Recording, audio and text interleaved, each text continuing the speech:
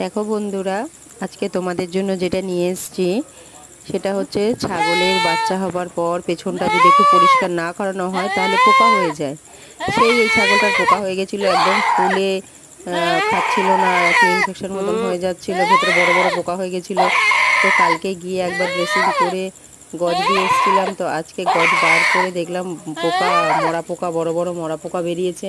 আমি আজকে আবার ড্রেসিং করে আবার একটা গজ দিয়ে এসেছি। আমার ভিডিওগুলো আমি যে এত কষ্ট করে খেটে তোমাদের জন্য করছি, একটু কেমন হচ্ছে একটু আমাকে কমেন্টে জানাও, আর একটু শেয়ার করে দাও যেন আরও অনেকেই আমার ভিডিওগুলো দেখতে পায়।